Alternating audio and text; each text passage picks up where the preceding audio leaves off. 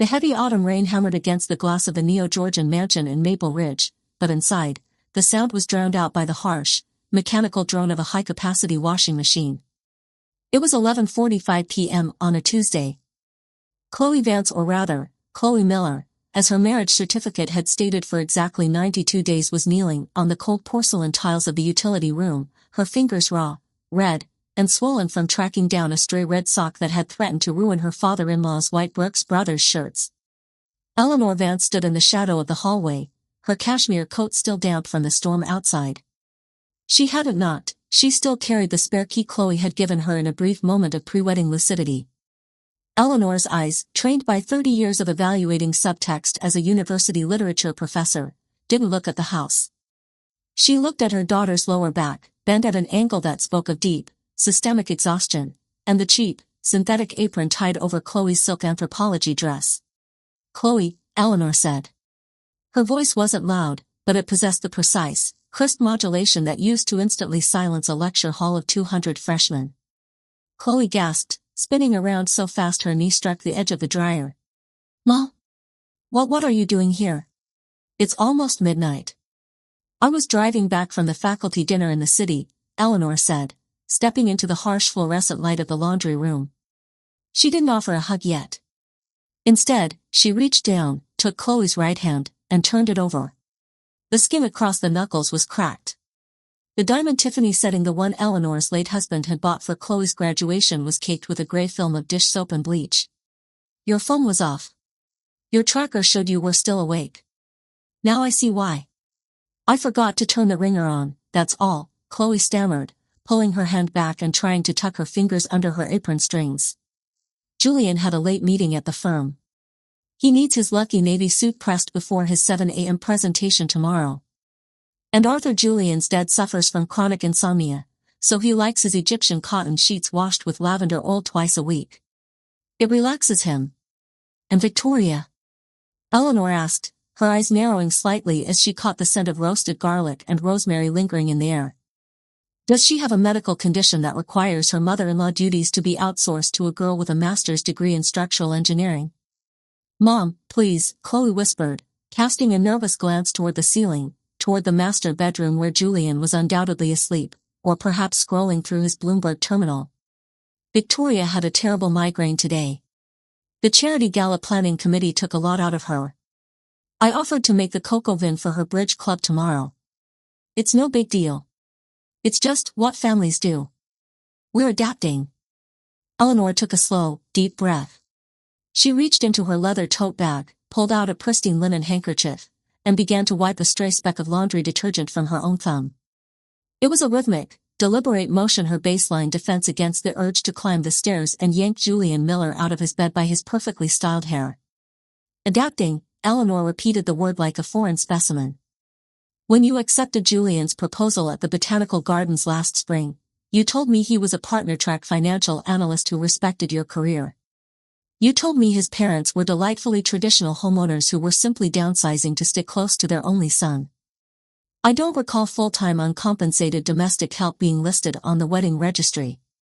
"It's temporary," Chloe insisted, her voice trembling slightly as she turned back to the washing machine, hiding her face. "The market is volatile right now. Julian's firm is restructuring. His parents are just staying here until their condo in Scottsdale is ready. It's just a few months, Mom. I want to be a supportive wife. Julian says that if I can handle the house for a bit, it frees up his mental energy to secure the senior vice presidency." Eleanor didn't argue. She knew the psychology of a trap too well. If she pushed too hard now, Chloe's defense mechanisms would lock into place. Instead, she walked out of the laundry room and into the expansive, open-concept kitchen. The kitchen was a monument to contemporary suburban vanity. Calacatta marble countertops, a 6-burner Wolf range that looked like it had never seen a grease splatter until Chloe arrived, and a Sub-Zero refrigerator covered in pristine stainless steel. But Eleanor's sharp eyes noticed the details. On the counter sat 3 empty bottles of Caymus Cabernet $100 wine and 4 plates coated in the remnants of a high-end steak dinner from the local gourmet butcher. There was only one set of utensils left by the sink, clean but unwashed. Chloe hadn't eaten with them. She had been too busy serving. Suddenly, the soft click of leather slippers echoed on the hardwood stairs. Victoria Miller descended, wearing a silk robe that cost more than Chloe's monthly car payment. Her blonde hair was held in a loose, elegant clip, and her face showed no signs of the terrible migraine Chloe had just defended. "Oh, Eleanor," Victoria said, pausing on the bottom step, her hand resting gracefully on the banister. "What a surprise. I thought I heard voices. Is everything all right? No emergency at the university, I hope?" "None at all, Victoria," Eleanor said, shifting her stance effortlessly into the polite, chilly veneer of a New England academic. "I was just checking on my daughter. I noticed she was still working the night shift." Victoria offered a soft, dismissive chuckle, walking over to the island to pour herself a glass of alkaline water from the filtered pitcher. "Oh, you know how these young girls are. So full of nervous energy. I told dear Chloe she could leave the ironing for the morning, but she's just so eager to please. She insists on doing it all. It's quite sweet, really. Arthur and I always say Julian found himself a wonderfully dutiful girl." "Dutiful?" The word hung in the air like heavy humidity. "How fortunate for Julian," Eleanor murmured, her eyes tracing the delicate gold chain around Victoria's neck. "And how convenient for you and Arthur. It must be lovely to have a house coordinator who doesn't require a payroll check." Victoria's smile stiffened by a fraction of a millimeter. Her eyes lost a bit of their practiced warmth. "Eleanor, dear, marriage is about seasons. When Arthur was starting his brokerage firm 40 years ago, I did exactly what Chloe is doing now. It builds character. It cements the foundation of a traditional home. Besides, Julian is under immense stress. The mortgage on this beautiful place isn't exactly small, and he's carrying the weight of the family name." "The mortgage," Eleanor noted softly, cataloging the phrase. Before Victoria could respond, Julian appeared at the top of the stairs, rubbing his eyes. He was wearing his monogrammed pajama pants, his chest slightly bare, his posture relaxed with the unearned confidence of a man who had never had to consider the price of gas or the effort it took to clean a toilet. "Hey, Eleanor," Julian muttered, yawning as he walked down to join his mother at the island. He didn't look at Chloe, who had quietly stepped out of the laundry room, her sleeves pushed up, standing like a ghost in the corner of her own kitchen. "Everything okay? It's kind of late for a drop-in." "Just a late-night drive, Julian," Eleanor said, her voice dripping with a smooth, dangerous civility. "I wanted to make sure your lucky suit was handled correctly. I know how critical that 7 a.m. presentation is for your future." Julian smirked, leaning back against the marble counter. "Yeah, well, in my line of work, presentation is everything. If you don't look like money, people don't give you money. Chloe understands that. Right, babe?" He finally glanced at Chloe, flicking his fingers slightly toward the empty water glass his mother had left on the counter. "Hey, while you're up, could you grab me one of those vitamin waters from the garage fridge? The lemon one." Chloe blinked, her tired feet shifting automatically to obey. "Sure, Julian. Let me just." "No," Eleanor said. The word was a sharp, clean strike. The room went perfectly still.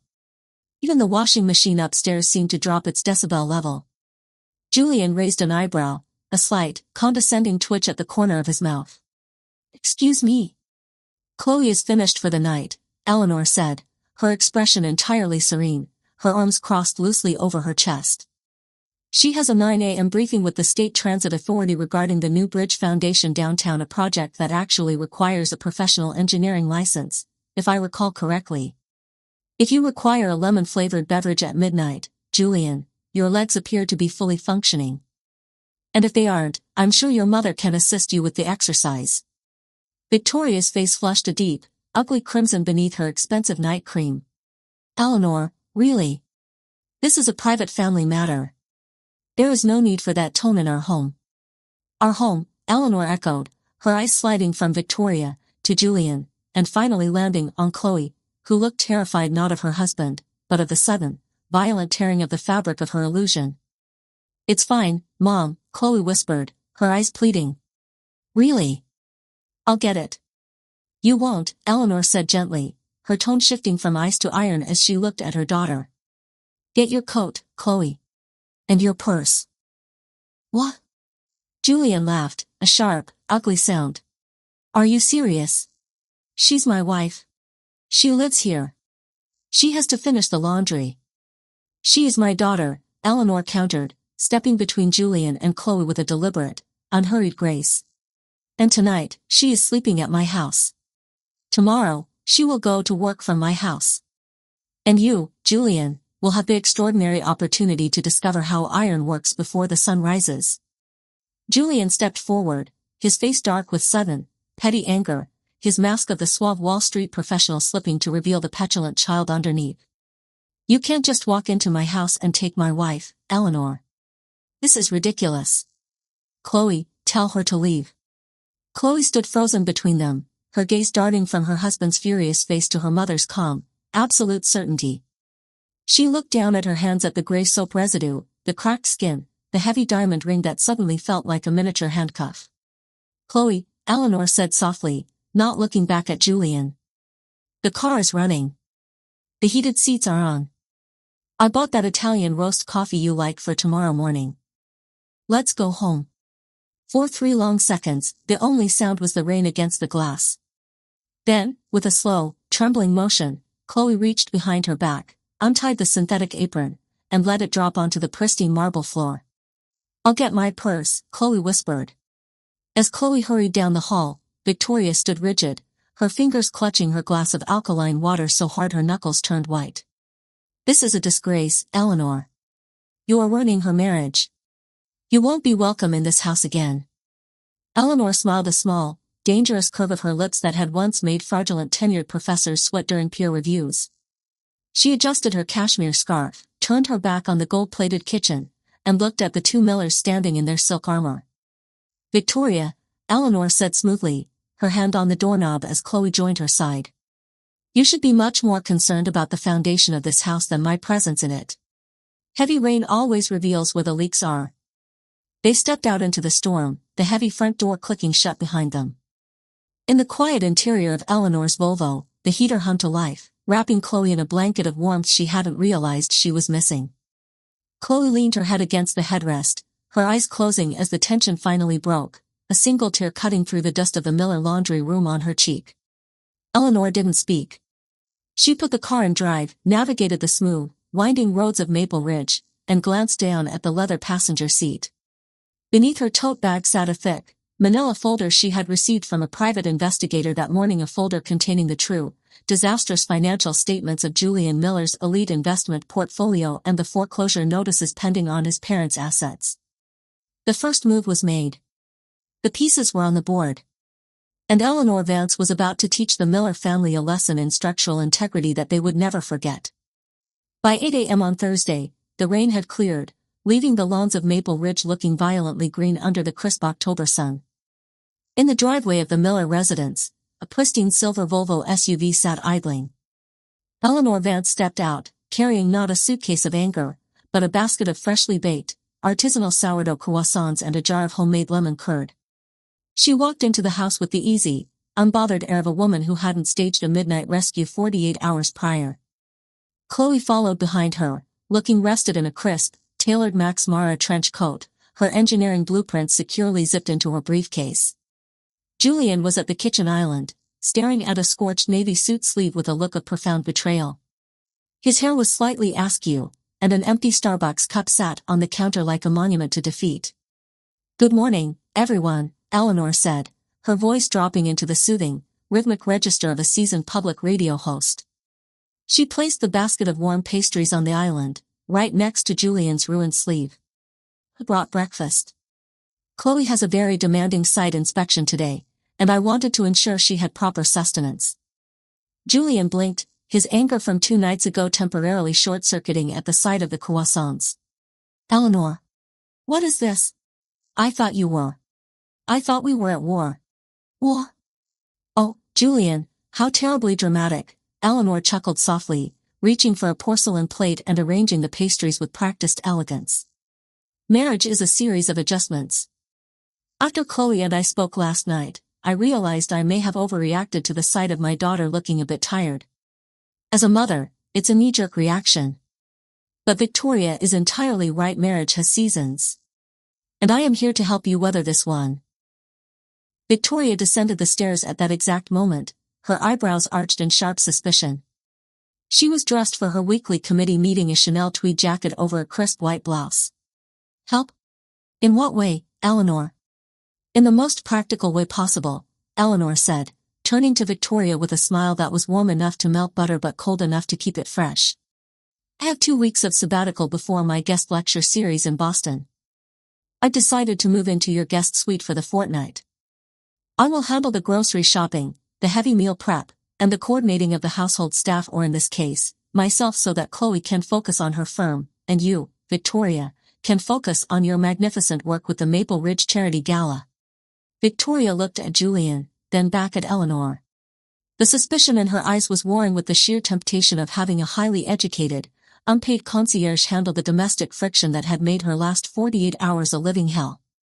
Julian had already burned 2 shirts, and Arthur had thrown a tantrum about the lack of lavender-scented sheets.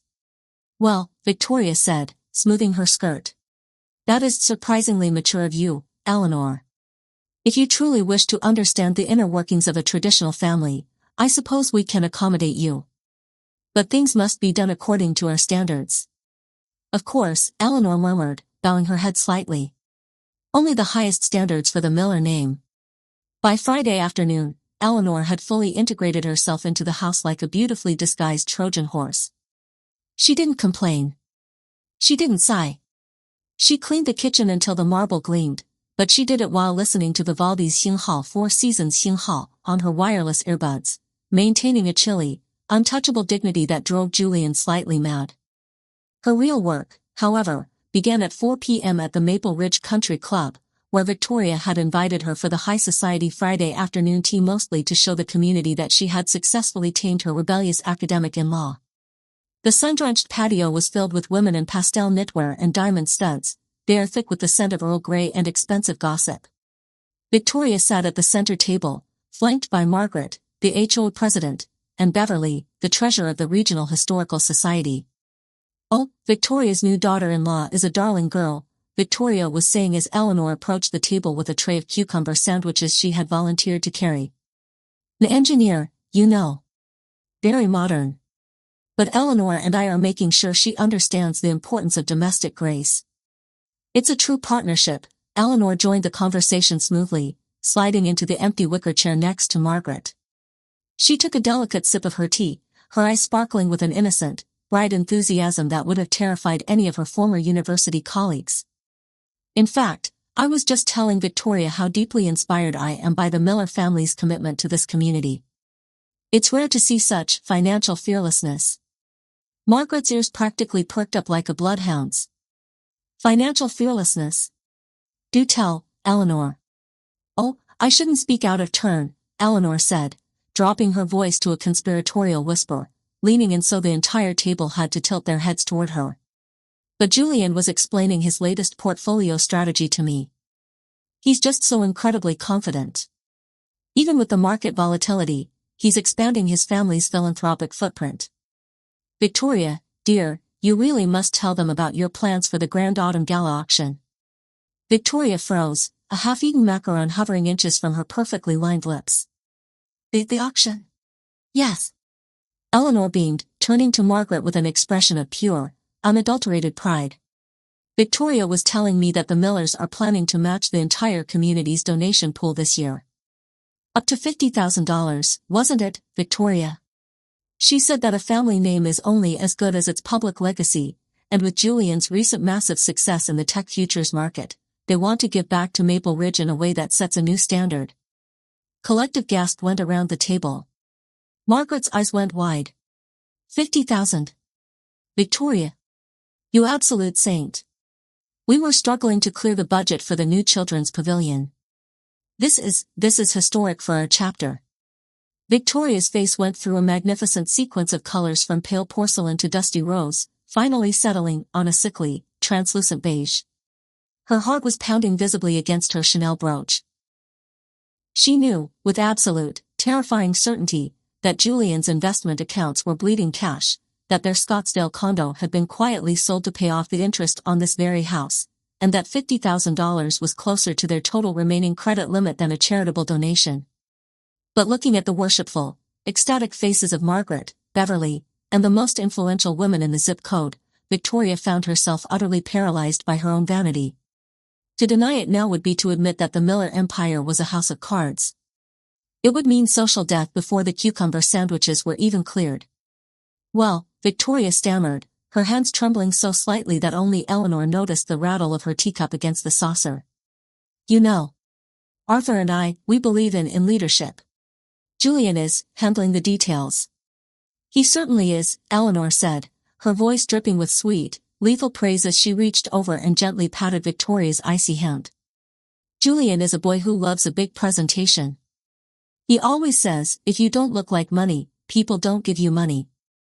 I'm just so thrilled that my Chloe married into a family of such substantial wealth and integrity. It gives a mother such peace of mind. That evening, the tension inside the Miller home was thick enough to cut with a steak knife. Eleanor sat in the dim light of the guest bedroom, her laptop open on the antique writing desk. The screen reflected a series of internal memos from Julian's firm, memos she had obtained through a compliance officer colleague who owed her a significant favor from their Ivy League days.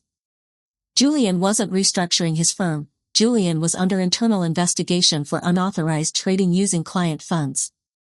The foreclosure notice on the Maple Ridge house was already drafted, waiting for the post-Thanksgiving cycle to be officially served. Downstairs, she could hear the muffled, frantic sounds of an argument. Julian's sharp, high-pitched voice was cutting through the vents, followed by the low, rumbling panic of his father, Arthur, and the hysterical whispers of Victoria. $50,000. Julian's voice echoed up the stairwell. Mother, are you insane? We don't have 50,000 cents to throw at a luxury playground right now. The compliance board is tracking every transaction. She set me up. That academic witch did it on purpose. Victoria hissed back. But I couldn't say no, Julian. Margaret already posted it on the country club's private Facebook page. The regional director liked it. If we back out now, the HOA will audit our community status, and your boss who sits on the country club board will know we're leveraged. Then find a way. Julian shouted. Make Chloe sign over the equity in her grandmother's trust fund. Tell her it's for a joint real estate venture. She trusts me, she'll do it. In the dark room upstairs, Eleanor quietly closed her laptop. She reached into her pocket, pulled out her phone, and checked her calendar. The community-themed party, the annual Black and White investment soiree hosted by Julian's firm, was scheduled for next Tuesday. She walked over to the window, watching the moonlight filter through the branches of the tsumegui she had meticulously pruned in the front garden earlier that afternoon. The roots were exposed just enough. The wind was picking up. Eleanor took a slow, deep breath, her chest rising and falling in a perfect, calm rhythm. The Miller family was climbing higher and higher up the pedestal she had built for them. And the higher they climbed, the more spectacular the shatter would be when they finally hit the floor. The grand ballroom of the Fairmont Hotel was a study in monochromatic luxury for the annual Black and White investment soiree. Crystal chandeliers cast sharp, fractured light over 300 guests dressed in flawless tuxedos and silk gowns. Julian Miller stood near the ice sculpture of a charging bull, his fingers wrapped tightly around a glass of Macallan 18. His tuxedo was bespoke, his smile flashed on cue, but the skin around his eyes was tight, almost translucent with panic. Beside him, Chloe looked striking in a simple, elegant black velvet gown. She wasn't wearing her apron tonight, she looked like the structural engineer she was, though her hand still nervously twirled her diamond ring. Julian. There's the man of the hour, a booming voice echoed. It was Robert Vance, no relation to Eleanor, but the senior managing partner of Miller Vance Acquisitions, Julian's boss. Robert was a silver-haired titan of the local financial scene, flanked by two major institutional clients. I hear your family is making a historic splash at the upcoming charity gala. Margaret from the country club won't stop singing your mother's praises. Julian's smile faltered for a fraction of a second before locking back into place. Yes, Robert. We believe in supporting the community that fosters our growth. It's a family tradition. Fascinating, a cool, clear voice sliced through the masculine camaraderie. Eleanor moved into the circle with the effortless grace of a seasoned diplomat. She was dressed in a striking white silk suit that made her stand out like a beacon against the sea of black dresses. In her hand, she carried a glass of sparkling water with a twist of lime, perfectly sober, perfectly lethal. "Eleanor," Julian warned under his breath, his knuckles turning white against his scotch glass. "This is a corporate function. It's not the place for family chats." "Oh, Julian, I wouldn't dream of interrupting business," Eleanor said, offering her hand to Robert with a warm, professional smile. "I'm Eleanor Vance, Chloe's mother. I'm a great admirer of your firm's compliance standards, Mr. Vance.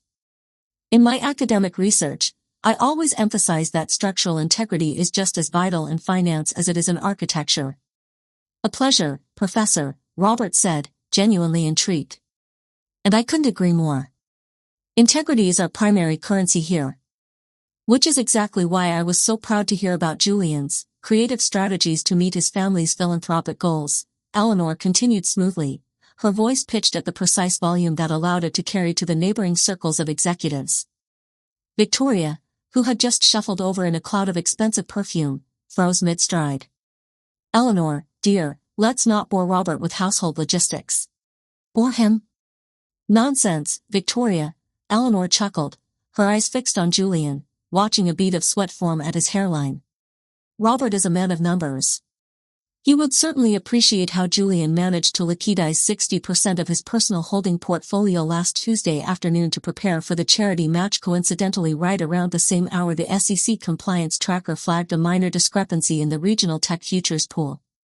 The atmosphere in the immediate radius went dead cold. The ice sculpture of the bull seemed to drop the temperature of the room by 10 degrees. Robert Vance's smile vanished. His eyes, sharp as scalpels, darted from Eleanor to Julian. "Julian, I wasn't aware you had liquidized any personal holdings. According to our internal disclosure forms filed on Friday, your capital accounts were fully locked in the quarterly lockup period." "It was an estate matter, Robert," Julian stammered, his voice jumping half an octave as he tugged at his bow tie. "A private family transfer from my parents' condo sale in Scottsdale." Eleanor is just misinterpreting the financial terminology. She's an English professor, after all. "Oh, I may be a woman of letters, Julian, but numbers tell stories too," Eleanor said, reaching into her elegant satin clutch. She didn't pull out a weapon, she pulled out a neatly folded piece of paper, a certified copy of a public land registry filing from Maricopa County, Arizona. "I simply wanted to make sure your mother didn't accidentally misrepresent her assets to the HO board. According to this public record from 3 weeks ago, the Scottsdale condo wasn't sold for profit, Julian. It was repossessed by the lender to satisfy a secondary lien." Victoria let out a sharp, choked gasp, her glass of champagne slipping from her fingers and shattering violently against the marble floor. The sound cracked through the ballroom like a gunshot. "What is the meaning of this?" Victoria hissed, her elegant mask completely dissolving, her face twisting into an expression of raw, unadulterated venom. "You crazy, vindictive woman. You are fabricating lies to humiliate us." "Ma?" Chloe stepped forward, her voice trembling as she looked at the certified document Eleanor held out. "What is that?" "It's the truth, Chloe," Eleanor said softly, her voice filled with a mother's fierce, protective calm. "It's the blueprint of the house you've been cleaning. The one you've been destroying your hands to preserve." Robert Vance stepped between Julian and the crowd, his face like granite. "Julian. My office. Tomorrow morning at 6 a.m. with your full trading ledger. If I find that you used client escrow to cover personal margin calls or to fund your family's social vanity, I won't just fire you. I will personally deliver the file to the federal prosecutor." "Robert, please. It's a misunderstanding." Julian cried out, his elite Wall Street persona entirely shattered. He looked like a cornered schoolboy, his chest heaving, his fingers clawing at his collar. "It was just a temporary bridge loan. I was going to replace it after the Thanksgiving bonus cycle." "A bridge loan from client funds?" Chloe whispered, stepping back from him as if he were a stranger. She looked at his panicked face, then at Victoria, who was frantically trying to wipe champagne off her designer shoes while weeping tears of pure social ruin. "Julian, you told me your family was financing my grandmother's trust management." You told me you needed my signature on those power of attorney documents to optimize our tax bracket. Did you use my credit to bail out your parents? Julian didn't answer. He couldn't. His eyes were darting around the room, realizing that every major player in the city's financial elite was watching his public execution. Chloe, Eleanor said, stepping forward and placing a firm, warm hand on her daughter's shoulder. The car is outside. We have a lot of structural calculations to review. Chloe looked at Julian one last time, at the man who had treated her like an unpaid maid while secretly picking her pockets to fund his mother's high society delusions. The illusion was gone. The mask had fallen, and underneath lay nothing but a cheap, desperate fraud. I'm leaving, Julian, Chloe said, her voice steadying as she pulled the diamond ring off her finger and dropped it into his lukewarm Scotch glass with a soft clink. As Eleanor led her daughter through the whispering crowd toward the exit, she passed Victoria, who was leaning against a pillar, her chest heaving, her social status completely annihilated in the span of 5 minutes. Eleanor paused, leaning in close to Victoria's ear, her voice a calm, rhythmic purr. Traditional family values are wonderful, Victoria. But a house built on sand and stolen timber will always collapse at the first sign of a storm. Enjoy the gala next week. They stepped out into the crisp evening air, the valet pulling the silver Volvo up to the curb. The door clicked shut, sealing out the noise of the elite world that had just broken into pieces behind them. The first major structure had fallen. Now, it was time to isolate the remaining wreckage. By Wednesday morning, the sun over Maple Ridge seemed to lose its warmth, casting long, skeletal shadows across the pristine lawns. The Miller residence, once a bustling hub of suburban ambition, had fallen completely silent. No catering trucks arrived. No country club invitations littered the marble console in the entryway. The social circle that Victoria had spent 30 years cultivating had vanished like mist at the first scent of a federal investigation. Julian had been suspended pending a full forensic audit. He spent his days in the den with the blinds drawn, the floor littered with crumpled printouts of trading logs and half-empty bottles of his expensive, unearned wine. Eleanor Vance, however, was not finished. She sat in the kitchen of her own cozy, book-lined cottage downtown, cup of black coffee steaming beside her. Across the table sat Chloe, her face pale but her eyes clearer than they had been in months. She was reviewing a stack of certified financial documents Eleanor had compiled.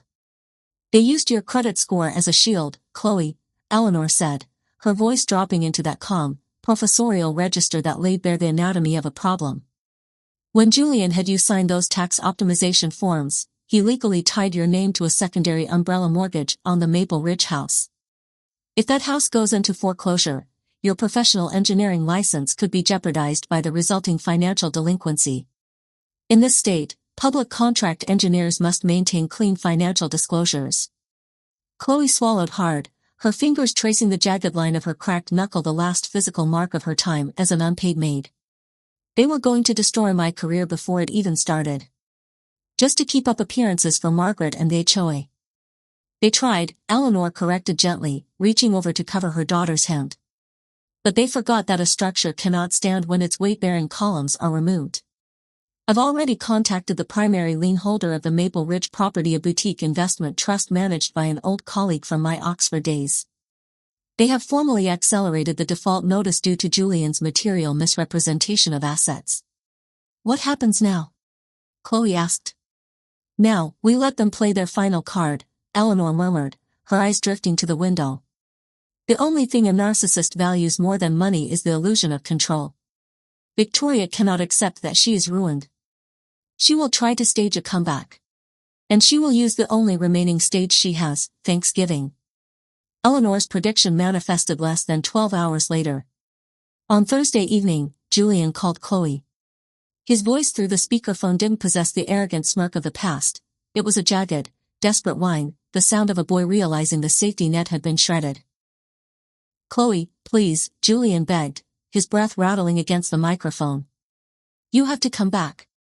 Just for Thanksgiving next week. My mother already invited the entire HOA board and the country club committee months ago. If you aren't there, if people see the house is empty and that we're split up, the bank will accelerate everything. Robert Vance hasn't filed formal charges yet. He's waiting to see if we can settle the margin deficit privately. If we present a united front, if we look stable, I can get a private loan from Arthur's old associates. Chloe looked at her mother. Eleanor simply gave a slow, deliberate nod. I'll be there, Julian, Chloe said, her voice devoid of emotion. And my mother will come with me to help prepare the dinner. Since Victoria's migraine is likely still bothering her. Yes. Yes, whatever you want. Julian gasped, nearly weeping with relief. Just make sure the place looks like it always does. Make sure it looks like money. The trap was baited, and the target had walked straight into the cage, thinking it was a sanctuary. For the next 6 days, Eleanor engineered a state of total isolation around the Miller family. She quietly contacted the premium gourmet butcher, the organic farm suppliers, and the floral designers Victoria usually employed on credit. Operating under her authority as Chloe's representative, Eleanor paid off the existing small balances but informed them that the Miller account was being permanently closed due to internal restructuring. No deliveries would be made to the Maple Ridge house for the holiday. If Victoria wanted a grand Thanksgiving feast to prove her family's resilience to the neighborhood elite, she and Julian would have to build it with their own hands, using whatever scraps their dwindling cash reserves could buy at the local supermarket. On the eve of Thanksgiving, Eleanor drove Chloe back to the Maple Ridge mansion. The house felt cold, the heating system turned down to save on utility costs that Julian could no longer easily friction away. Victoria was standing in the kitchen, surrounded by plastic grocery bags from a budget supermarket, a sight that would have caused her to faint a month ago. Her hair was unwashed, tied back in a messy knot, and her expensive silk robe was stained with grease. She looked at Eleanor with a mixture of terror and unadulterated hatred. You think you've won, Victoria whispered, her voice trembling as she clutched a frozen, mass-market turkey like a weapon. You think you've broken us. But tomorrow, when Margaret and the board sit at my table, they will see a traditional family standing together. We will survive your little academic scandal, Eleanor. We belong in this community. You are just an outsider with a chip on your shoulder. Eleanor didn't offer an angry retort. She didn't raise her voice. She simply stepped into the kitchen, took a pair of shears from her tote bag, and walked over to the large floral arrangement Victoria had tried to assemble from cheap supermarket carnations. With 3 precise, rhythmic snips, Eleanor removed the dead leaves, exposing the bare, thorny stems. A house is only an outsider to the ground it sits on, Victoria, Eleanor said smoothly, her voice a calm, low hum against the silence of the massive, empty mansion. Tomorrow, the guests will indeed see exactly what you are. Every single layer of it. She turned to Chloe, who was already walking toward the guest room, her posture straight, her mind entirely clear. The island was set. The guest list was locked. The fire in the oven was waiting to be lit, and the Millers had no idea that the feast being prepared was not for their salvation, but for their final, absolute deconstruction. The dining room of the Maple Ridge mansion smelled of roasted sage and burnt sugar. At 6 p.m. on Thanksgiving Thursday, the 16-foot mahogany table was set for 12.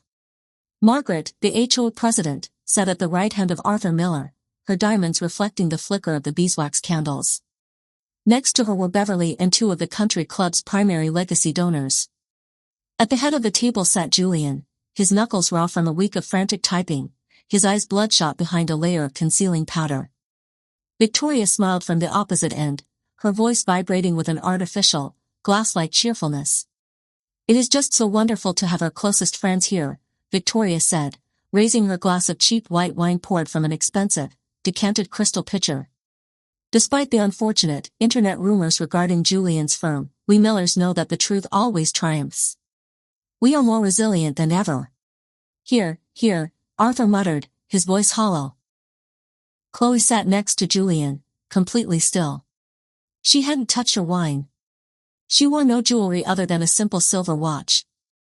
Beside her, Eleanor Vance sat like a statue of marble, her eyes calmly observing the precise seating arrangement of the doomed. And of course, Margaret said, her eyes narrowing as she looked at the main platter in the center of the table. We are all quite eager to hear about the $50,000 charity pledge, Victoria. The local paper is sending a reporter to the club tomorrow morning. Julian choked slightly on his water. Victoria's smile didn't falter, though her fork rattled violently against her plate.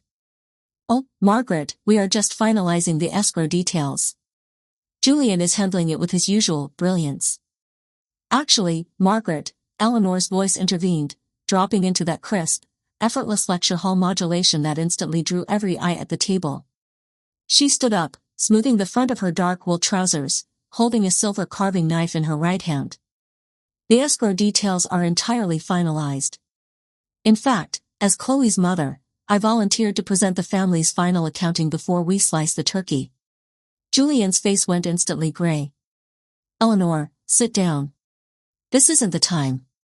Oh, Julian, a Thanksgiving toast is an American tradition, Eleanor said, her voice dripping with a smooth, dangerous warmth.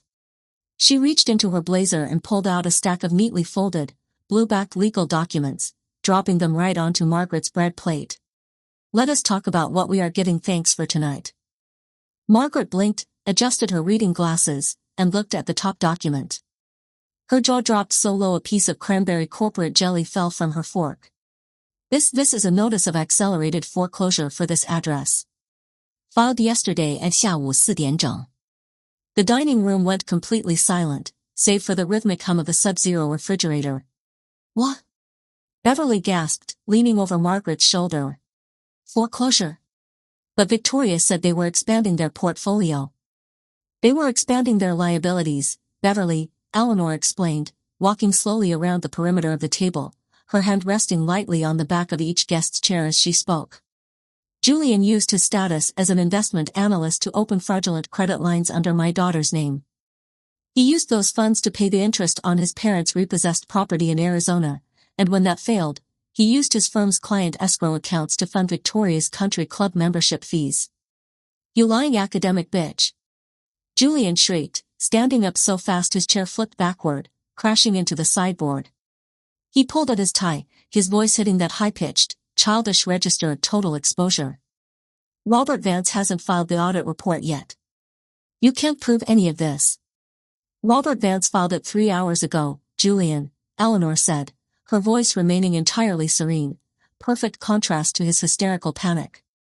He was quite helpful when I provided the secondary digital trail from Chloe's personal computer, the logs showing you accessed her engineering firm's server to forge an income verification letter.